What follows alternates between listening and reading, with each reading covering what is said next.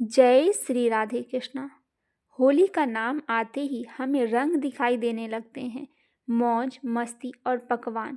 लेकिन होली मनाने की शुरुआत कब हुई?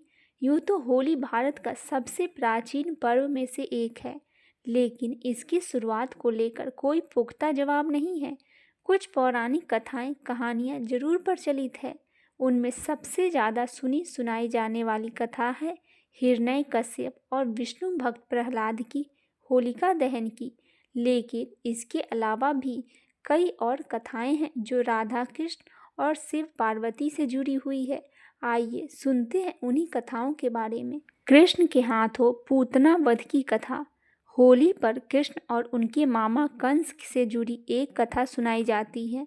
कंस नाम के राजा के लिए भविष्यवाणी हुई थी, उसकी बहन का 8वां बेटा उसकी मृत्यु का कारण बनेगा। इस भविष्यवाणी के बाद कंस ने अपनी बहन देवकी और उनके पति वासुदेव को जेल में कैद कर दिया था। कंस उनके नवजात बच्चों को मार दिया करता था।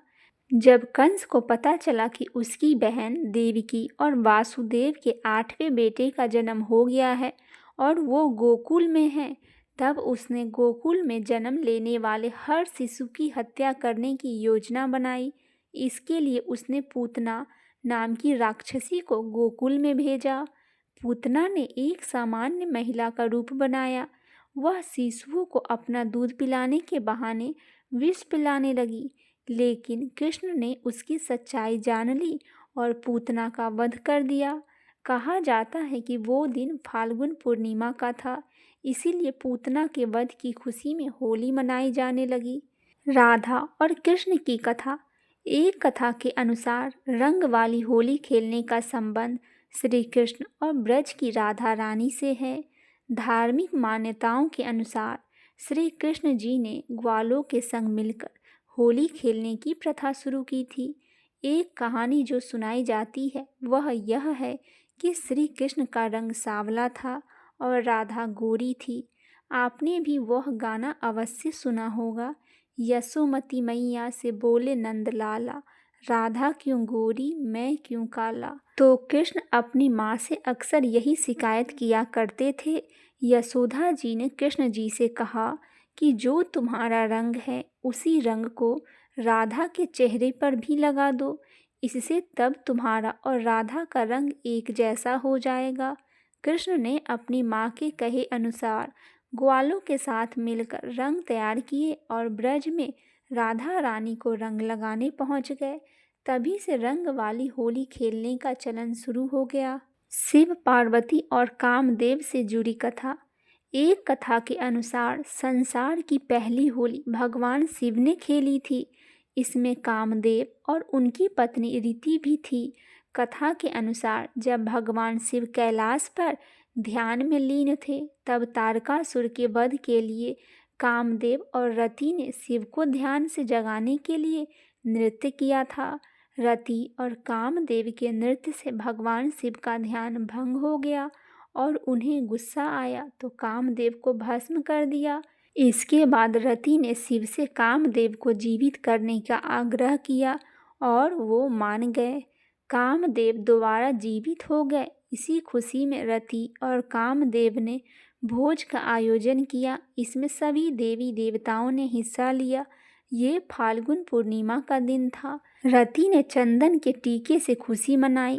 इस भोज में भगवान शिव ने डमरू बजाया तो भगवान विष्णु ने बांसुरी बजाई, पार्वती जी ने बीना बजाई और सरस्वती जी ने गीत गाए। कहते हैं तभी से हर साल फाल्गुन पूर्णिमा पर गीत संगीत और रंगों के साथ होली मनाई जाती है। इसी तरह की एक और कथा सुनाई जाती है कि पार्वती भगवान शिव से शादी करना चाहती थी, लेकिन शिव जी अपनी तपस्या में लीन थे। इसीलिए कामदेव पार्वती की मदद करने आए। उन्होंने पुष्प बाण चलाया और भगवान शिव की तपस्या भंग हो गई। इससे नाराज शिव जी ने कामदेव को भस्म कर दिया। कामदेव के भस्म हो जाने पर उनकी पति रति रोने लगी। रति ने शिव जी से कामदेव को जीवित करने का अनुरोध किया। शिव जी ने कामदेव को जीवित कर दिया और इस खुशी में होली मनाई गई। राक्षसी धुंधी की कहानी। राजा पृथु के समय धूंधी नाम का एक राक्षसी था। वह बच्चों को खा जाता था। उसे वरदान था कि उसे कोई भी देवता मानव अस्त्र या शस्त्र से नहीं मार सकेंगे, ना उसी पर सर्दी और गर्मी और बारिश का कोई असर होगा। लेकिन शिव के एक श्राप के कारण बच्चों की शरारतों से वह मुक्त नहीं था। राजा पृथु ने धूंधी के अत्याचारों से तंग आकर राजपुरोहितों से उससे छुटकारा पाने का उपाय पूछा। पुरोहित ने कहा कि अगर फाल्गुन महीने की पूर्णिमा के दिन, जब न अधिक सर्दी होगी और न गर्मी होगी, सब बच्चे एक लकड़ी लेकर अपने घर से निकले, उसे एक जगह पर रखे और घास फूस रखकर जला दे। बच्चे तालियां बजाते हुए मंत्र पढ़े और अग्नि की परिक्रमा करे, हंसे, गाए, चिल्लाए और शोर करे तो राक्षसी मर जाएगा। पुरोहित की सलाह का पालन किया गया और जब धूंधी इतने सारे बच्चों को देखकर आग के पास आई तो बच्चों ने समूह बनाकर नगाड़े बजाते हुए धूंधी को घेरा, धूल और कीचड़ फेंकते हुए उसको नगर के बाहर खदेड़ दिया। कहते हैं इसी परंपरा का पालन करते हुए होली मनाई जाने लगी। हिरण्यकश्यप और प्रहलाद वाली कथा। ये वाली कथा सबसे ज़्यादा प्रचलित है। राक्षसों का एक राजा हिरण्यकश्यप था। हिरण्यकश्यप भगवान विष्णु को अपना दुश्मन मानता था।